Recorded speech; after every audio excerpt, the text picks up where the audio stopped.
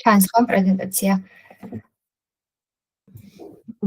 არა, ჯერ არ ჩანს. ეხლა თუ ჩანს. არა, არ ჩანს. Google Meet-ის ეკრანი ჩანს.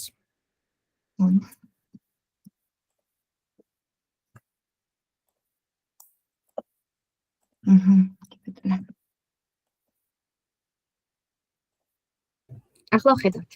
კარგია, თაკ. ჩანს ხომ? კი ბატონო. შეგვიძლია დავიწყოთ. გაგიცნობით პირველ რიგში, მე ვარ თიკო ბაკაშვილი, პროფესიით ვარ ფინანსისტი. ცოტა ხნის წინ შემოვიერთდი ამადეოს გუნდს კონტენტის და ტრენინგების სპეციალისტის პოზიციაზე. მადლობა რომ ესწრებით დღევანდელ ვებინარს. როგორც იცით, დღეს შევეხებით მნიშვნელოვან თემას, თუ როგორ უნდა აქციოს მეწარმე ფინანსური მონაცემები კომპანიის ზრდის ინსტრუმენტად. შესაბამისად, აი ამ თემის გარშემო ვისაუბრებთ დღეს ბევრ საინტერესო საკითხზე. ვისაუბრებთ თუ რა ტიპის ფინანსური მონაცემი სჭირდება მეწარმეს სხვადასხვა პერიოდულობით, როგორია მონაცემებზე დაფუძნებული ზრდის გზები. ვისაუბრებთ ფინანსურ მონაცემებზე, როგორც კონკურენტულ უპირატესობაზე, ასევე ფინანსურ ანალიტიკაზე, პროგნოზირებაზე და ვებინარის ბოლოს გელოდებათ ძალიან საინტერესო ამადეოს პრაქტიკული შოუ-ქეისები, მაგალითები. შესაბამისად, თქვენს თუ გექნებათ რაიმე კითხვა, დიდი სიამოვნებით მოგისმენთ. შეგვიძლია გადავიდეთ ვებინარის მთავარ თემაზე. დამეთანხმებით ალბათ, რომ თანამედროვე ბიზნესში ფინანსური ინფორმაცია კომპანიის მნიშვნელოვანი გადაწყვეტილებების საყრდენს წარმოადგენს, იქნება ეს ინვესტიციების მართვა, ფასების პოლიტიკის დაგეგმა თუ ოპერაციული ეფექტიანობის გაუმჯობესება. თავად ფინანსური ინფორმაცია ბუღალტრულ ბაზას ეფუძნება და სწორედ მასზე არის აგებული ორგანიზაციის ანგარიშგება, ანალიტიკა და გადაწყვეტილების მიღების პროცესი. შესაბამისად, ბუღალტრული მონაცემები აერთიანებს თითოეული ოპერაციის სრულ ისტორიულ ტრაექტორიას, რაც ბიზნესს სიზუსტეს, გამჭვირვალობას და პროგნოზირებადობას აძლევს. შესაბამისად, თუ ფინანსური ინფორმაცია არ არის გამართული, გადაწყვეტილებები, რომლებიც მიღებულია არასათანადო მონაცემებზე დაყრდნობით, იწვევს, რა თქმა უნდა, არასწორი პრიორიტეტების დადგენას. იქნება ეს ფულადი ნაკადების არასწორი მართვა და ზოგჯერ კომპანიის რაც იწვევს არასწორი პრიორიტეტების დადგენას და საბოლოოდ კომპანია ფინანსურ მდგრადობასაც კარგავს. ასეთ დროს თითქოს ყველაფერი სწორია, მაგრამ საბოლოო შედეგი რატომღაც არ ემთხვევა ბიზნესის რეალურ დინამიკას. როდესაც არასწორი ფინანსური ინფორმაცია მოდის მეწარმემდე, იგი ხედავს კომპანიის ანგარიშგებების დამახინჯებულ სურათს. პირობითად მოგება ზარალში შეიძლება შეიქმნას სტაბილურობის განცდა და წარმოშობდეს მოლოდინს, რომ ამა თუ იმ კომპანიის სამომავლო პროექტი იყოს მომგებიანი. მაშინ, როდესაც რეალური მაჩვენებლები საერთოდ მიუთითებდეს ზარალზე. ან შეიძლება ბიზნესმა უარი თქვას რაიმე პერსპექტიულ ინვესტიციაზე, მხოლოდ იმიტომ, რომ მონაცემები ვერ ასახავდეს მის ნამდვილ პოტენციალს. იგივე შეიძლება ითქვას ფულადი ნაკადების გაუმჭვირვალობაზეც, ასეთ დროს ჩნდება სხვადასხვა გაუთვალისწინებანი გადასახადები, სხვადასხვა ვალდებულებები, ან კომპანიაში ხდება ოპერაციების არასწორად აღრიცხვა, რაც რა თქმა უნდა არ ყვევს ლიკვიდობას და ზრდის მის ფინანსურ რისკებს და როდესაც ფულადი მოძრაობის მონაცემები არ ეფუძნება ზუსტ და დადასტურებულ წყაროებს, რა თქმა უნდა ბიზნესს ეკარგება რეალური წარმოდგენა საკუთარი ფინანსური პოზიციის შესახებ. დღესდღეობით ასევე ხშირად არის საგადასახადო კანონმდებლობის ცვლილებებიც, რაც კიდევ უფრო ზრდის რისკს, რადგანაც კომპანიებს ხშირად არ აქვს იმის ფუფუნება, რომ დროულად განაახლონ მათი სააღრიცხვო პოლიტიკა, ან ვერ ასწრებენ ისინი ინტეგრირებაში მოახდინონ ეს რეგულაციები. შესაბამისად, ამ დროს ხდება გადასახადების არასწორი დეკლარირება, არასრული ანგარიშგებები და კომპანიას უწევს ზედმეტად თანხების გადახდა. რა თქმა უნდა, ეს არის დიდი ფინანსური დანაკარგი კომპანიისთვის და ამასთან ერთად ეს აზიანებს რეპუტაციასაც, რადგანაც იქიდან გამომდინარე, რომ ირღვევა ურთიერთობები საგადასახადო ორგანოებთან, ეს ამცირებს, რა თქმა უნდა, თავის მხრივ ინვესტორების და პარტნიორების ნდობასაც. ფინანსური მონაცემის ზრდის ინსტრუმენტად იქცევა მაშინ, როდესაც მას აქვს 3 თვისება. ზუსტია, რაც იმას ნიშნავს, რომ მონაცემები არის სანდო, დროულობა, რაც იმას ნიშნავს, რომ ყოველთვის იქ არის, როცა საჭიროა და ინტერპრეტირებადია, რაც იმას ნიშნავს, რომ მეწარმეს ყოველთვის აქვს პასუხი, თუ რას მიუთითებს ეს ციფრი კონკრეტულ კომპანიის განვითარების ეტაპზე. ბუნებრივია გაგვიჩნდება კითხვა, თუ როგორ უნდა მოვიდეს ფინანსური ინფორმაცია სწორად მეწარმემდე და შემდეგ როგორ უნდა გადამუშავდეს ისე, რომ გახდეს სტრატეგიული გადაწყვეტილებების საფუძველი. როდესაც ნებისმიერი მეწარმე საწყის ეტაპზე იწყებს რაიმე ბიზნესს, ძირითადად ეყრდნობა საკუთარ ინტუიციას. მეწარმეს აქვს ამ დროს ხედვა, მუხტი, ერთგვარი мотиваცია, თუმცა როდესაც ბიზნესი გაიზრდება და გახდება საკმაოდ დიდი, რა თქმა უნდა, მხოლოდ ემოციურ გადაწყვეტილებას ვერ დაეყრდნობა. შეიძლება რაღაც მომენტი იმოძრაოს ასეთმა ბიზნესმა, ბიზნესით წავიდეს, მაგრამ რაღაც ეტაპზე აუცილებლად გაუჭირდება ფუნქციონირება და ის სწორედ ამ დროს შემოდის ფინანსური მონაცემები, როგორც ბიზნესის ერთგვარი საწვავი, რაც პირდაპირ განსაზღვრავს, თუ საით მოძრაობს კომპანია, რა სიჩქარით მოძრაობს და საერთოდ მივა თუ არა თავის დანიშნულების ადგილზე. სწორი ფინანსური მონაცემების საფუძველზე მეწარმე იწყებს სხვადასხვა შედარებებს და ტენდენციების დაჭერას დროის სხვადასხვა პერიოდულობით. პერიოდი შეიძლება მოიცავდეს თვეს, კვარტალს ან წელს. განვიხილოთ თითოეული მათგანის მნიშვნელობა. როდესაც მეწარმე მიმდინარე თვეს ადარებს გასულ თვეს, ეს შედარება შედარებით აჩვენებს უფრო მოკლევადიან ტრენდებს, თუ რა შეიცვალა თვის განმავლობაში. შესაბამისად, მეწარმე ხედავს და აღმოაჩენს, თუ რა პროდუქტმა, თუ სერვისმა მოუტანა უფრო მეტი შემოსავალი ან პირიქით შემცირდა წინა პერიოდთან შედარებით. ხედავს სეზონურ ცვლილებას, თქვათ პიკს, ამ პირიქით ჩავარდნას და შეუძლია დაინახოს ოპერაციული შეცდომებიც. პირობითად ოქტომბერში პროდუქტმა X-მა დააგენერირა შემოსავალი 24,000 ლარი და გაყიდვები იყო 1,200 ერთეული, მაშინ როდესაც ნოემბერში გაყიდვებმა მიაღწია 1,400 ერთეულს და შემოსავალმა 28,000 ლარს. მეწარმე აკეთებს დასკვნას, რომ ეს 16%-იანი ზრდა რის გამო მოხდა. იყო ეს თქვათ აქტიური მარკეტინგული კამპანიების ფონზე, თუ ფასების კორექტირების გამო, თუ უბრალოდ სეზონურობის ეფექტი იყო.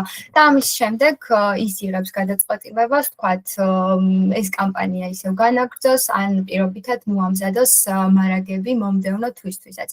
შემდეგი შედარება ეს არის კვარტალურ ჭრილში, როდესაც მეწარმე მიმდინარე კვარტალს ადარებს წინა კვარტალს.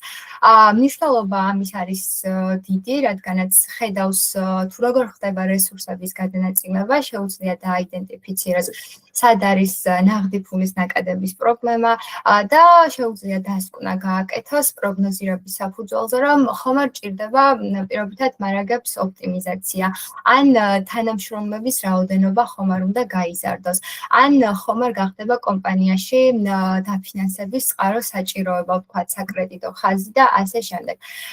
ხოლო როდესაც მეწარმე უშუალოდ წლის ჭრილში იჭერს ტენდენციებს, ამ შემთხვევაში უფრო აფასებს გრძელვადიან და სტრატეგიულ შესაძლებლობას თუ საფრთხეებს. შესაბამისად, ეს უფრო არაჩვენებს მოკლევადიან წარმატებას, უფრო გრძელვადიან ხედვას წარმოადგენს, როგორი არის სტრატეგიული ინვესტიციის შედეგები და გადაწყვეტილებაც უფრო ამ კუთხით არის, თქვათ, განაგრძოს მსგავსი ტიპის ზრდის სტრატეგია კომპანიამ, თქვათ, გავიდეს ახალ ბაზარზე, სეგმენტებზე თუ ასე შემდეგ. კიდევ მნიშვნელოვანი მაჩვენებლები, რომელსაც ნებისმიერი კომპანიის დირექტორი უნდა პერიოდულობით აკვირდებოდეს, ეს არის კოეფიციენტები, რომლებსაც KPI-ებსაც უწოდებენ და განსაკუთრებით ფინანსური მონაცემის თავის მხრივ მნიშვნელოვანია და კიდევ უფრო ძლიერი ინსტრუმენტი გახდება, როდესაც გარდაიქმნება KPI-ებში. რადგანაც KPI-ების საშუალებით დირექტორს შეუძლია რომ შეაფასოს მომგებიანობა კონკრეტულ პროდუქტზე თუ სეგმენტზე, ასევე შეუძლია მონიტორინგი მოახდინოს ნაღდი ფულის ნაკადებზე, აკონტროლოს ოპერაციული ეფექტურობა, მაგალითად მარაგების ბრუნვა, შეკვეთების დამუშავების დრო და განსაზღვროს კაპიტალის ეფექტურობა. აქვე მინდა ხაზი გაუსვა კაპიტალის ეფექტურობის კოეფიციენტების მნიშვნელობას, რადგანაც ის ძალიან ზუსტად სუხს იძლევა თუ რამდენად კარგად იყენებს კომპანია იმ რესურსებს, რასაც ბიზნესი ფლობს, იქნება ეს აქტივები თუ ინვესტიციური თანხები. შესაბამისად, ისინი გვიჩვენებენ თუ რა მოცულობის შედეგი იქნება ყოველ ჩადებულ ლარზე ბიზნესში. ერთ-ერთი ასეთი კოეფიციენტი არის კაპიტალზე უკუგება, რომელსაც ROE-საც უწოდებენ და იგი ზომავს თუ რა მოგებას გამოიმუშავებს კომპანია ფლობელების მიერ ჩადებული კაპიტალიდან და რატომ არის ახლა ეს მნიშვნელოვანი, რადგანაც ეს KPI პირდაპირ პასუხობს კითხვას, ღირს თუ არა საერთოდ ჩემი ინვესტიცია ამ ბიზნესში. შესაბამისად, თუ ROE, ანუ ეს კოეფიციენტი არის დაბალი, ნიშნავს, რომ მოგება არ შეესაბამება ფლობელის მიერ თავის დროზე შეტანილ რისკს და კაპიტალს.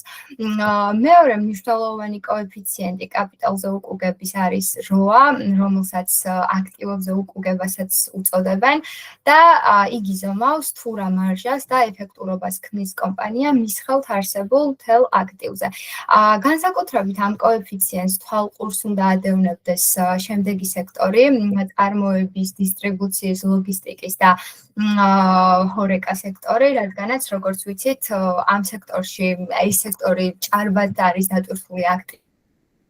არის მანქანადანადგარები, შენობა ნაგებობები თუ მარაგები, შესაბამისად მნიშვნელოვანია რომ აქ ვიცოდეთ ეს აქტივები მართლა მაქსიმალურ პროდუქტიულობას ქმნის თუ არა კომპანიაში, თუ უბრალოდ დევს და გვიჭრის კაპიტალს.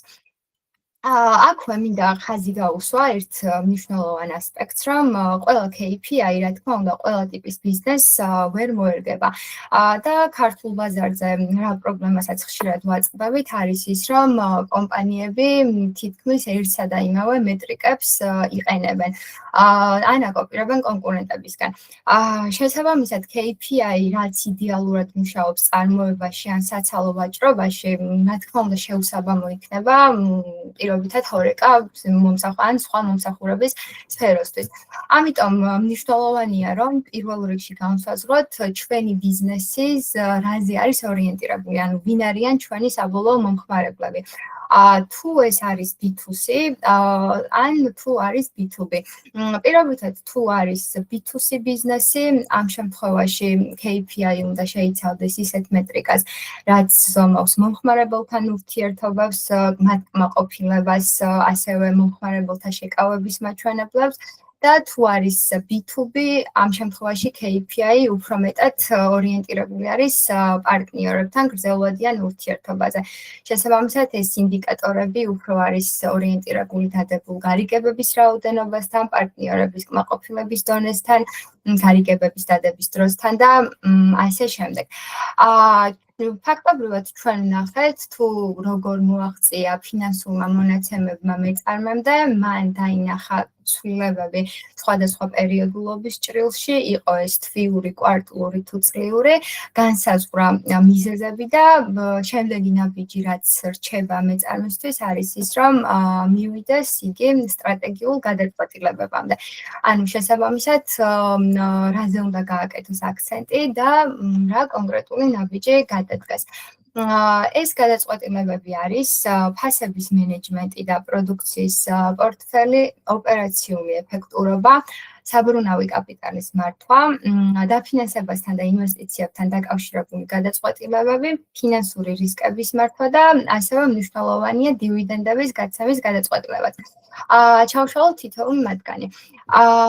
ფასების მენეჯმენტი არის ერთ-ერთი ყველაზე ძლიერი ბერკეტი, რაც კომპანიას შეუძლია რომ გამოიყენოს მოგების გასაზრდელად.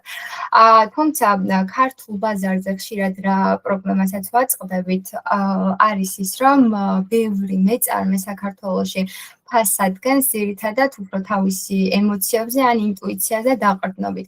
თუმცა თუ კი კომპანიის დირექტორს ექნება საჭირო ინფორმაცია ფასზე, მაგალითად პროდუქციის ერთეულის თვითღირებულებაზე, ან თავისი მომხმარებლების ფასების მგრძნობელობასა თუ მარჟებზე, რა თქმა უნდა, ამ ყველაფერს უკვე მარტივად გარდაქმნის კომპანიის ზრდის ინსტრუმენტად. პირობითად შეუძლია უკვე რომ აწიოს ფასი ზუსტად იმ პროდუქციაზე, რაც უკვე იცის რომ კარგად იყიდება, ან ამოიღოს, ან გაუქმოს ის პროდუქტები, რომელსაც ბევრი რესურსი მიაქვს კომპანიიდან, ან პერიოდულად აწარმოოს სხვადასხვა smart ფასდაკლებები. მნიშვნელოვანია ასევე პროდუქციის პორტფელიც იმ კუთხით, რომ ეს განსაზღვრავს ერთგვარად კომპანიის იდენტობას და მის ძალას დააგენერიროს მოგება. ქართულ რეალობაში აქაც რა პრობლემასაც ვაწყდებით არის ის, რომ ხშირად ბიზნესებს აქვთ სრულიად ქაოსური პორტფელი, სადაც ერთი ხაზის ქვეშ იყრის სხვადასხვა პროდუქცია. აქ მნიშვნელოვანია, რომ კომპანიის დირექტორს ჰქონდეს ინფორმაცია თავის პროდუქციაზე, აკეთებდეს მათ კლასიფიკაციას, მათ შორის ეს არის ABC ანალიზი. ABC ანალიზი მიუთითებს შემდეგზე, რომ კომპანიაში რამდენი არის A ჯგუფის პროდუქცია, ანუ პროდუქცია, რომლებსაც აქვთ დიდი მოგება, მაღალ ბრუნვადობას წარმოადგენს და არიან საკმაოდ სტრატეგიული. ასევე რამდენი არის B ჯგუფის კატეგორიის პროდუქცია, ის პროდუქცია, რომლებიც არის სტაბილური, მაგრამ ზრდის პოტენციალით. და ბოლოს C ჯგუფის კატეგორიაში რამდენი პროდუქტი ვარდება, ანუ ის პროდუქცია, რომლებსაც აქვთ შედარებით მცირე მომგებიანობა, აქვთ დაბალი ბრუნვა და საწყობის დატვირთულობა მათი სამაგიეროდ არის მაღალი. შესაბამისად, როდესაც ფოკუსს გააკეთებს აი ამ ანალიზზე, კომპანია გათავისუფლდება უსარგებლო პროდუქტებისგან და უფრო ფოკუსირდება მომგებიან ხაზზე. კიდევ ერთ-ერთი მნიშვნელოვანი გადაწყვეტილება, როგორც უკვე ვთქვით, ეს არის ოპერაციული ეფექტურობა, თუმცა ქართულ რეალობაში ესეც ხშირად არასწორად ესმით, რადგანაც ოპერაციული ეფექტურობა არ ნიშნავს მხოლოდ ხარჯების შეკვეცას, სინამდვილეში ეს არის პროცესების გაუმჯობესება ისე, რომ შედეგი გაიზარდოს და რა თქმა უნდა, ეს მოხდეს ნაკლები რესურსით. დირექტორმა თვალყური უნდა ადევნოს შეკვეთების დამუშავების დროზე, პერსონალის პროდუქტიულობაზე, ლოგისტიკის ეფექტიანობაზე და თუ კი ეს მონაცემები, რა თქმა უნდა, იქნება, ამ შემთხვევაში უკვე დირექტორს შეუძლია ზუსტად დაინახოს რა არის მის კომპანიაში, ასე ვთქვათ, ბოთლნექები, სად კარგავს ფულს ზედმეტ კომპანია დროს თუ ენერგიას. მნიშვნელოვანი გადაწყვეტილება ეს არის საბრუნავი კაპიტალი, რაც წარმოადგენს ყოველდღიურ დაფინანსებას და სახსრებს კომპანიაში, ის რაც ჭირდება ყოველდღიური ოპერაციების დასაფინანსებლად, იქნება ეს ვთქვათ მომწოდებლებთან გადახდები, ხელფასების გადახდა, დავანიანებების დაფარვა და ასე შემდეგ. შესაბამისად, დირექტორს უნდა მუდმივად ლაივ რეჟიმში ჰქონდეს ინფორმაცია თუ რამდენი დღეზის მისი პროდუქტი საწყობში, რამდენ დღეში უხდის თავის კლიენტებს და რამდენ დღეში იხდიან თავისი კლიენტები, თავად რამდენ დღეში უხდის მომწოდებებს და საერთოდ სრული ინფორმაცია უნდა ჰქონდეს აი ამ ციკლზე, რათა არ გავხდეს კომპანიაში საბრუნავი კაპიტალის დეფიციტი. რადგანაც ეს უკვე საშუალოვადიან პერსპექტივაში გამოიწვევს კომპანიის მეხანძრის პრინციპით მუშაობაზე, რადგანაც ის პრობლემის მოგვარებას დაიწყებს მაშინ, როდესაც ამ პრობლემას აღმოაჩენს. იქიდან გამომდინარე, რომ მანამდე რისკების შეფასება არ ხდება კომპანიაში. არადა თუ შეეძლო, რომ უფრო ადრეც მიმხდარიყო ამ პრობლემის შესახებ და წინასწარ ქონოდა რეაგირება.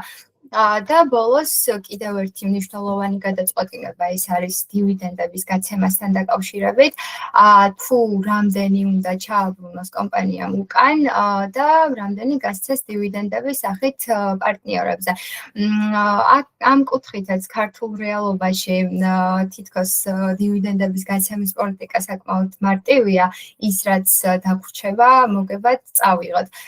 თუმცა მნიშვნელოვანია, რომ დირექტორებმა გაითვალისწინონ რადგან აქ ბევრი ფაქტორი, თუ როგორი არის კომპანიის თავისუფალი ფულადი ნაკადები, ხომ არ დაუდგება კომპანიას სამომავლოდ ინვესტიციების საჭიროება, როგორი არის მიმდინარე კომპანიის ვალის პირობები, ან რა რისკები შეიძლება რომ დადგეს მომდევნო 6 თუ 12 თვეში. გადავიდეთ შემდეგ მნიშვნელოვან საკითხზე, ფინანსური მონაცემები როგორც კონკურენტული უპირატესობა. ფაქტობრივად ჩვენ დავინახეთ თუ რა როლს თამაშობს ფინანსური ინფორმაცია კომპანიაში და ამასთან მნიშვნელოვანია რომ ვნახოთ თუ რამდენად გადამწყვეტი შეიძლება გახდეს ბაზარზე უშუალოდ კონკურენტული უპირატესობის მოსაპოვებლად. კონკურენტული უპირატესობა არ არის მხოლოდ კარგი მარკეტინგი, კარგი გაყიდვები ან პროდუქცია. კიდევ ერთ-ერთი ძლიერი იარაღი კონკურენტებთან ბრძოლაში შეიძლება იყოს სწორედ ფინანსური მონაცემები, რადგანაც თუ კი მეწარმეს ექნება რეალური მომგებიანობის სურათი პროდუქციის დონეზე ან ხარჯების ზუსტი სტრუქტურა, ან ექნება ინფორმაცია იმასთან დაკავშირებით თუ სად იკარგება ფული, რა თქმა უნდა, ის ერთი ნაბიჯით ყოველთვის წინ იქნება კონკურენტზე. შესაბამისად, კონკურენტზე ერთი ნაბიჯით წინ იქნება, იმიტომ რომ სწორ რაღაცებზე გააკეთებს კომპანიის დირექტორი აქცენტს. ასევე მნიშვნელოვანია ამ კუთხით ფინანსური ანალიტიკის ავტომატიზაციის ჩართვა, რადგანაც ქართულ რეალობაში და განსაკუთრებით ეს მცირე ბიზნესებსაც ეხება, ისინი რთული ამოცანის წინაშე რჩებიან, მათ უნდა ძირითადად შემოსავლის მნიშვნელოვანი წილი დახარჯონ პროფესიონალურ ანალიტიკოსზე, ფინანსურ მენეჯერზე, ან მეორე არჩევანი რაც რჩებათ არის ის, რომ ბრმად მიიღონ ბიზნესისთვის სასიცოცხლოდ მნიშვნელოვანი გადაწყვეტილებები. შესაბამისად, საქართველოში ხშირად ბიზნესები მუშაობენ შემდეგ სტილში, რომ მონაცემები იკრიბება ხელით, არის Excel-ში უამრავი სხვადასხვა ცხრილი ინფორმაცია ხშირად დაუდასტურებელი მოდის დირექტორამდე და შესაბამისად დირექტორიც იღებს არასწორ ან დაგვიანებულ ინფორმაციას.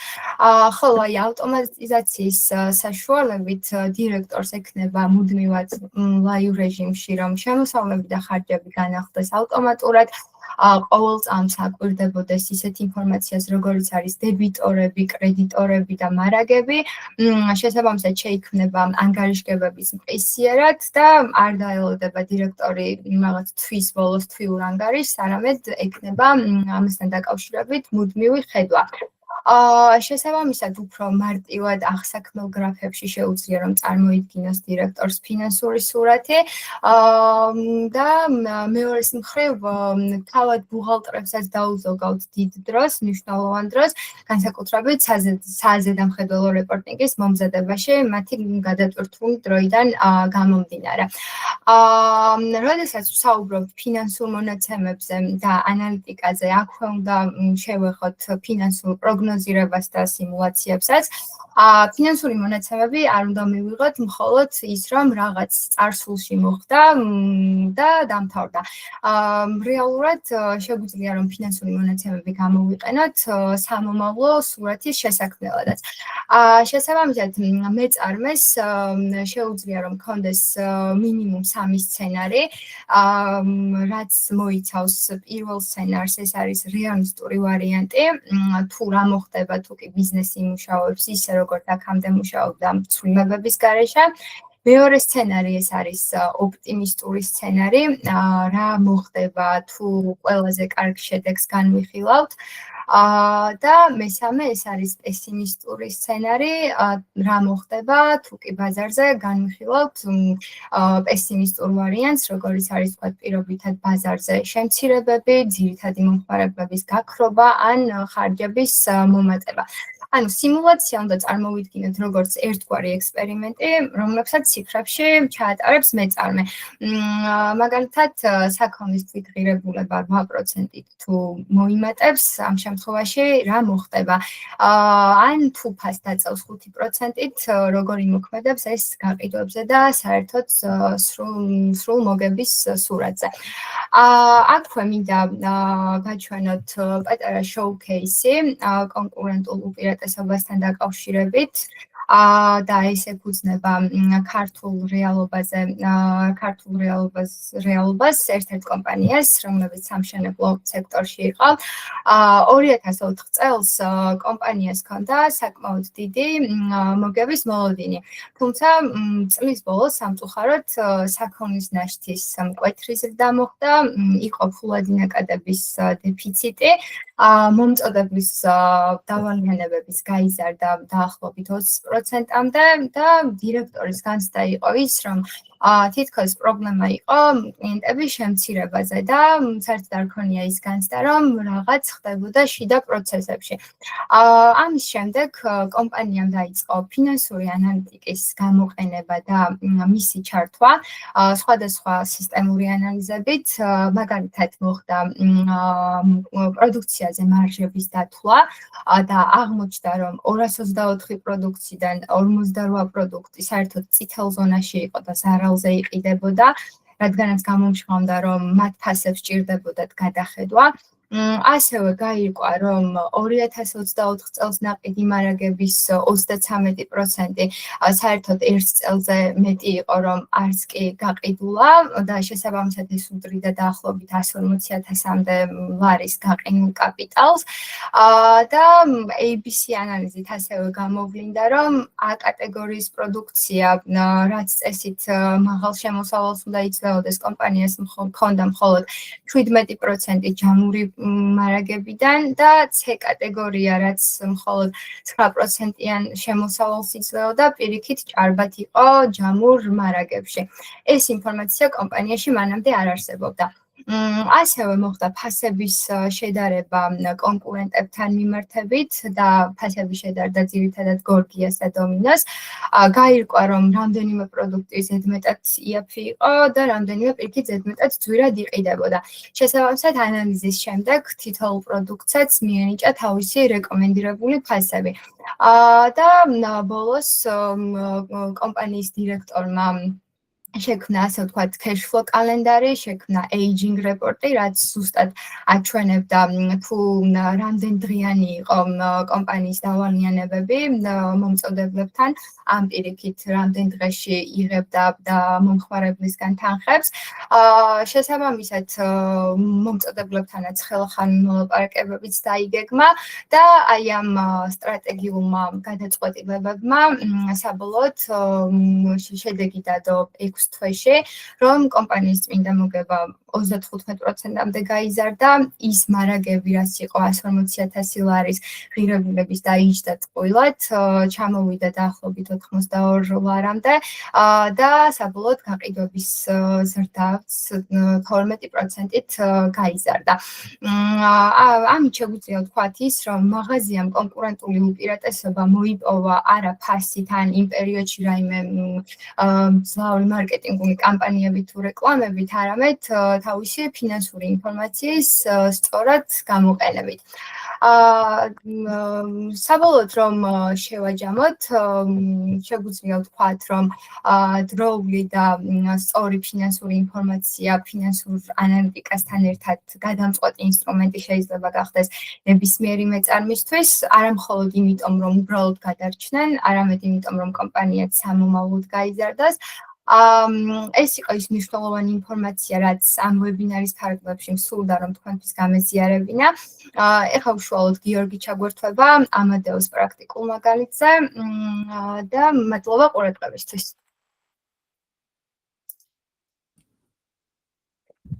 დიდი მადლობა, ძალიან საინტერესო პრეზენტაციისთვის და ძალიან საინტერესო შედარებისთვის. ყველას მოგესალმებით.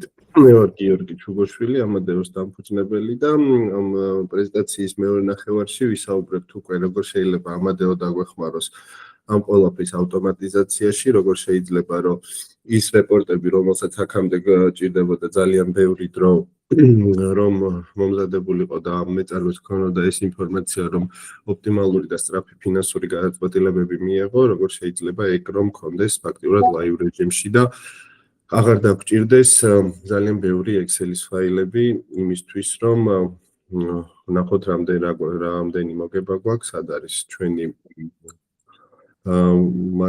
ჩვენი ფული, საიდან რამდენი შემოგდის და ასე შემდეგ და ასე შემდეგ, ხო? ამიტომ როგორც იცით, Amadeo არის ფინანსური ანალიტიკის პროგრამა, რომელიც უერთდება ბუღალტრულ სოფტებს და ავტომატურად აგენერირებს სხვადასხვა ტიპის ანგარიშგებებს. იქნება ეს მოგებაზარალის დეშბორდები, ფინანსური უწყისები, ფულადი სახსრების მოძრაობა, ბიუჯეტირება, ფაქტი გეგმა თუ სხვადასხვა საზედამხედველო რეპორტები, რომლებიც უნდა წარვადგინოთ მთავრობაში. იქნება ეს SARAS-ი თუ სხვადასხვა მიმართულების რეპორტები ყოველდღიურად ემატება სხვადასხვა ტიპის ანალიტიკა სისტემაში. კარგი რაც არის ახლა, რაც თქვა თიკომ, რაზეც ისაუბრა ეგ თემაც, რომ გავაგრძელოთ, მეწარმეს ყოველთვის აქვს ხშირად არის ხოლმე, რომ რამდენიმე კომპანია და რამდენიმე იურიდიული ერთეული ყავს და უფრო ართულებს ხოლმე ეს ყველაფერი შემდეგ სწორი ანალიტიკის გაკეთებას, როდესაც რამდენიმე იურიდიულ ერთეულს უნდა უყურო და სხვადასხვა ტიპის რეპორტები უნდა მოგიმზადონ ერთ შეპესეზე, მეორე შეპესეზე და ჰოლდინგური სტრუქტურის კომპანიების მართვა კიდევ უფრო რთული არის ყველას თავთავისი ციფრები აქვს, ანალიტიკა აქვს და აქვს ხოლმე ხშირად ურთიერთ ტრანზაქციები და თუ ყველა კომპანიას ჰოლდინგში არ უყურეთ ცალ-ცალკე დამოუკიდებლად და შემდეგ გაერთიანებულად შეიძლება რაღაცა მნიშვნელოვანი ასპექტები გამოგვიჩეს, ხო? ამიტომ პირველი რაც Amadeoში გავაკეთეთ არის ის, რომ შეიძლება რომ რამდენიმე კომპანია გქონდეს ერთდროულად, მიუხედავად იმისა, რომ შეიძლება ერთი კომპანია აღრიცხული იყოს ფინანსში, მეორე ორისში, მესამე ბალანსში, Amadeoისთვის ამას პრობლემა არ აქვს და შეუძლია რომ ყველა სოფტიდან წამოიღოს ინფორმაცია და გვანახოს ერთ ფორმატში, მარტივად აღსაქმელ ფორმატში, ასე ვთქვათ, როგორც საუკეთესო ვიზუალიზაციას გაუკეთებდა ფინანსური ანალიტიკოსი ამ მონაცემებს, ხო? Amadeoში შეგვიძლია ვნახოთ, ვაკონტროლოთ და მონიტორინგი გავუწიოთ ჩვენს შემოსავლებს და ხარჯებს, შეგვიძლია ვაკეთოთ კვარტალური ანალიზები, შეგვიძლია ვაკეთოთ 6-თვიანი პერიოდის ანალიზები, წლიური ანალიზები და ასე შემდეგ. ძალიან კარგად გვაძლევს საშუალებას, რომ დავინახოთ ჩვენი შემოსავლების დინამიკა, რისგან შედგება ჩვენი შემოსავლები და რა სტრუქტურა აქვს ჩვენ შემოსავლებს და თითოეული მათგანის მონიტორინგი, რომელი შემოსავალი იზრდება, რომელი შემოსავალი არის სტაბილური და რომელი არის ერთჯერადი შემოსავლები და საიდან რამდენი თანხა დავაგენერირეთ, ასე ვთქვათ, რამდენი შემოსავალი მივიღეთ თითოეული მიმართულებისგან. რა თქმა უნდა, ძალიან მნიშვნელოვანია უფრო drill down ფუნქციონალების არსებობა, რომ ჩვენ უფრო დეტალებში შევიდეთ და ვნახოთ თითოეულ შემოსავალში რა მონაცემები გვაქვს, ვინ არიან ის ჩვენი მომწოდებლები თუ მომხმარებლები, ვინც დააგენერირეს კომპანიაში ძირითადი ბრუნვა, ამიტომ თითოეული შემოსავლის ჩაშლა და თითოეული კონტრაგენტის დონეზე მონიტორინგი ჩვენი შემოსავლების არის განსაკუთრებით B2B სექტორში არის ერთ-ერთი ძირითადი მიმართულება. B2C-ში როგორც თიკომ ახსენა არის უფრო სხვა მიმართულებები, ვთქვათ, იქ მნიშვნელოვანია თუ გვაქვს რამდენიმე ფილიალი, იმ ფილიალების წრილში მონიტორინგი ჩვენი შემოსავლების, რის საშუალებასაც ასევე იძლევა Amadeo, თუ აღრიცხვა ფილიალების წრილში გვაქვს მოწესრიგებული, შეგვიძლია გქონდეს ჩვენი ფილიალების და ბიზნეს ხაზების ფილტრი და დაჯგუფების შესაძლებლობა, რომ მონაცემები ვნახოთ ფილიალებად და ბიზნეს ხაზებად. აქვე შეგვიძლია, რა თქმა უნდა, ხარჯების სრული მონიტორინგი, რომ ვნახოთ რამდენი ქონდა ხარჯი, რისგან შედგებოდა ჩვენი სტრუქტურა, რომელი ხარჯი რამდენ პროცენტს შეადგენს ჩვენი ჯამური ხარჯების და რომელი ხარჯი გვეზდება და რომელი ხარჯი გვიმცირდება. რა თქმა უნდა, აქაც მაქსიმალური დეტალიზაციის შესაძლებლობით, თუ გვინდა მაგალითად თანამშრომლების ანაზღაურებაში ჩავიხედოთ და სიღრმეებში შევიდეთ და ვნახოთ ვის რამდენი რომელ თანამშრომელზე რამდენი ხარჯი გქონდა და ვნახოთ თითოეული მათგანის დინამიკა, ვიზე გვეზდება ხარჯი და ვიზე გვიმცირდება.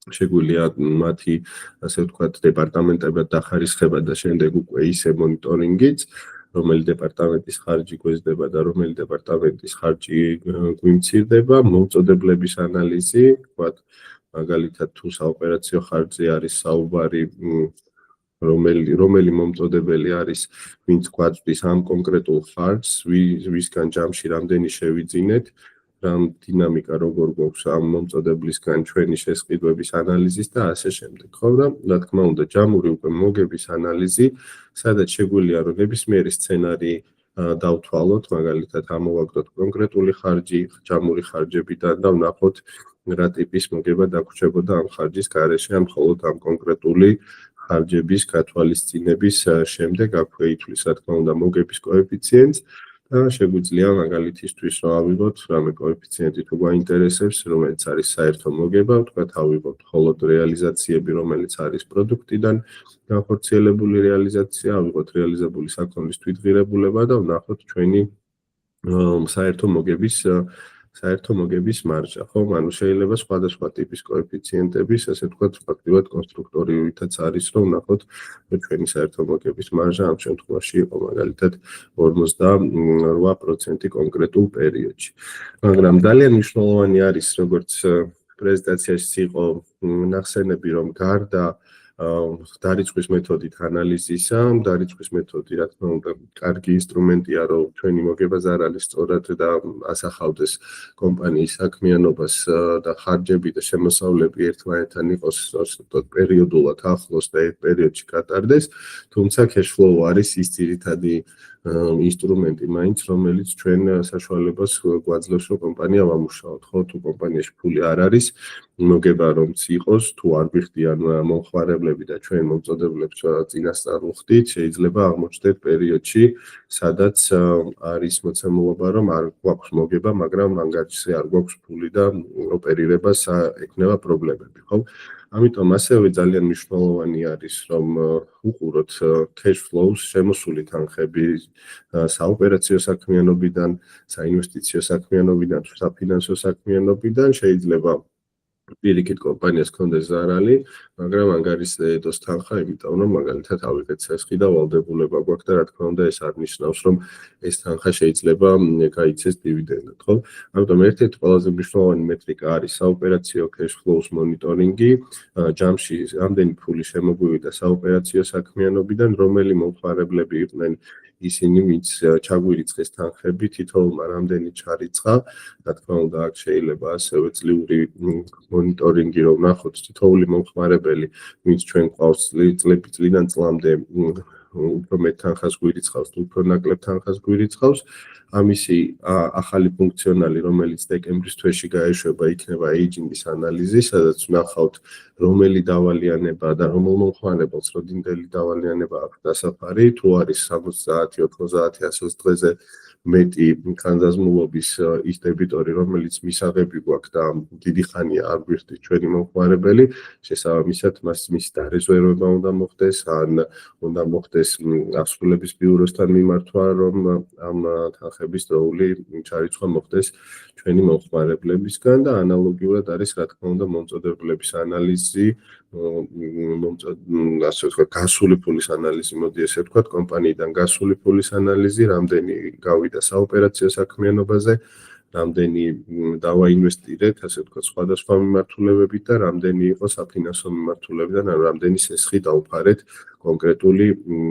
კონკრეტულ პერიოდში და რომელი სესხები დავფარეთ, ხო? ანუ ამადეო შესაძლებლობას გვაძლევს, რომ ჩვენ ხელის გულზე გქონდეს მთელი კომპანიის სურათი, როგორც და აღიარებული შემოსავლის, ისე აღიარებული ხარჯის და მოგების, ასევე შემოსული და გასული თანხების და წმინდა ფულადის ახსნების მოძრაობის კუთხით. რა თქმა უნდა, აუცილებელი არის მოგება ზარალის მონიტორინგი, რომ ნახოთ ჯამში რა ხდება ჩვენს კომპანიაში და უყუროთ ჩვენს კოეფიციენტებს, ისინი უმჯობესდება თუ უარესდება და თუ რომელიღაცა მიმართულებაში კოეფიციენტში გვაქვს ჩავარდნა, შემდეგ უკვე კონკრეტულად უნდა ჩავეწიოთ და ვნახოთ რატომ იყო ეს გამოწვეული, ნახოთ კონკრეტული ხარჯი მაგალითად, რომელიც გაზრდილი არის და შევხედოთ მაგალითად რისგან შედგება ეს კონკრეტული ხარჯი. ხო, ამათეო ამაში გვეხმარება ნებისმიერ კონკრეტულ ხარჯს თუ შემოსავალს კონკრეტული პერიოდისას შეგვიძლია რომ დავაჭიროთ და უშუალოდ იმ წამში გაგვიხსნის რისგან შედგება ეს კონკრეტული ხარჯები, ხო, რა ვინ იყო ჩვენი მომწადებელი და რა ხარჯი იყო ეს, ან ანალოგიურად რა შემოსავალი დავაგენერეთ, რომელი მიმართულებიდან, რომელ თვეში და შესაბამისად ვინ დაგვიგენერირა ეს შემოსავალი ამის წამებში ნახვა შეიძლება. ანუ ის მომენტი, რომ ჩვენ დამფუძნებელი გვეტყვის, რომ აი ეს ციფრი მაინტერესებს და მე უნდა ჩავდვრეთ სადღაც და ვიპოვოთ ეს ციფრი რატო გაიზარდა, ამისი აუცილებლობა აღარ არის, იმიტომ რომ ზუსტად რამდენიმე წამში შეგვიძლია თითოეული პერიოდის შემოსული, გასული ფული, აღიარებული შემოსავალი თუ დარიცხული ხარჯი თუ გასული თანხა, ყველაფერი წამებში ვნახოთ, ვის გადაურიცხეთ, რატო გაიზარდა, თქვათ აი აქ როდესაც გვაქვს 48,000, 200,000 რა არის ეს 200,000, რატო იყო ამხელა და წამში შეგვიძლია რომ ვნახოთ, რისგან არის ეს ყველაფერი დაგენერირებული. და რა თქმა უნდა, აუცილებლად მნიშვნელოვანი არის კონტრაგენტების როგორც პორტფელის, ასევე მათი ინდივიდუალური მონიტორინგი და რომ ვნახოთ თითოეულ ჩვენს მომხმარებელთან რა ტიპის ურთიერთობა გვაქვს ფინანსურად, რამდენი შემოსავალი დაგვიგენერირა, ჯამში თანხა რამდენი ჩაგვირიცხა და უფრო მეტი დავალიანება და დაფარა თუ ჯამში ვალი გაეზარდა. ხო, ამისი დეტალური მონიტორინგი თითოეული მომხმარებლის და თითოეული მომწოდებლის ყოველთვის არის საინტერესო ხოლმე.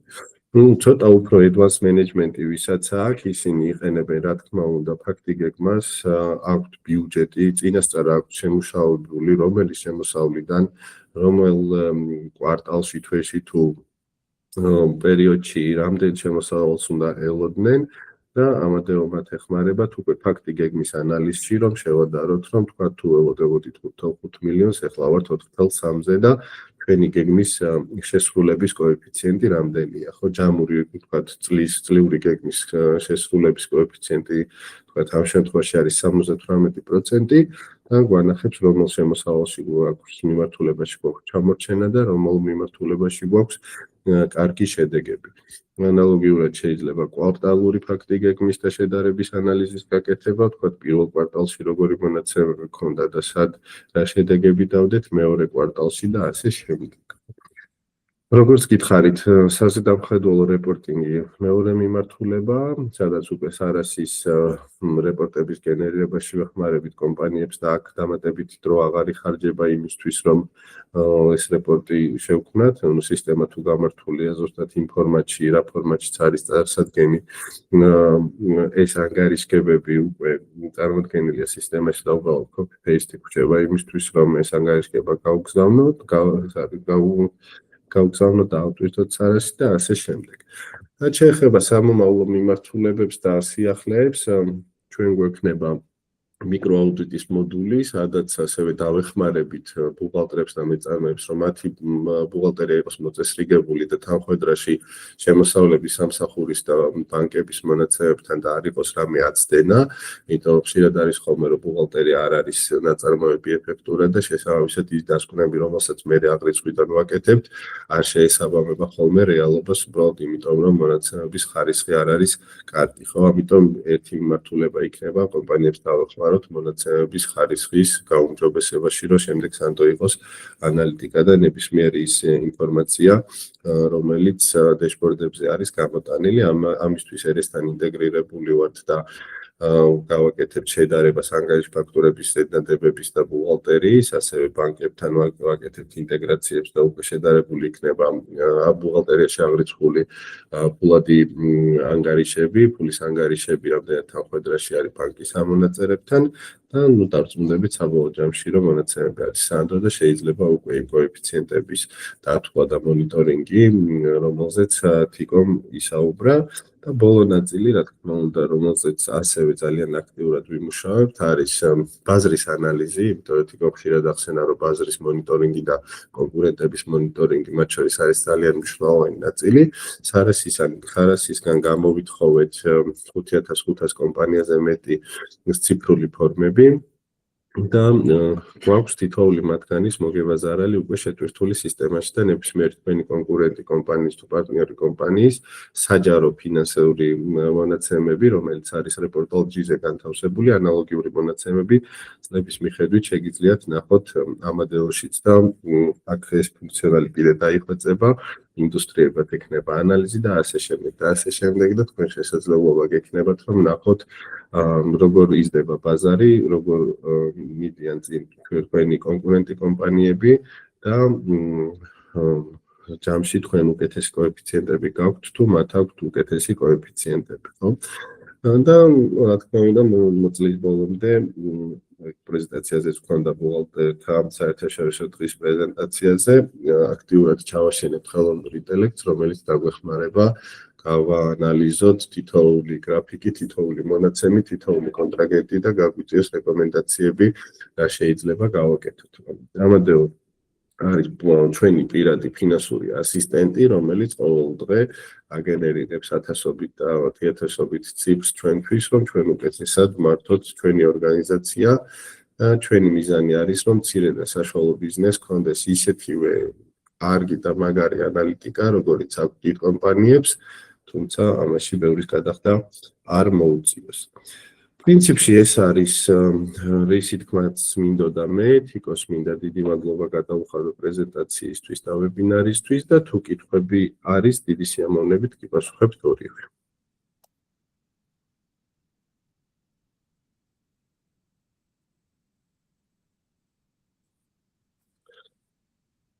კითხვები არ გვაქვს, მაშინ ძალიან დიდი მადლობა ყველას დასწრებისთვის. ჩვენ მუდმივად ხაზზე ვართ, თუ რამე კითხვა სამომავლოდ იქნება, შეგიძლიათ შეგვეხმიანოთ. თუ გადაწყვეტთ, რომ თქვენ ორგანიზაციას სჭირდება ასეთი კარგი ფინანსური ანალიტიკა და ის ყველაფრის მონიტორინგი, რაზეც დღევანდელ ვებინარზე და წინა ვებინარებზეც იყო საუბარი, ძალიან გაგვეხარდება თანამშრომლობა. დიდი მადლობა ყველას. მადლობა.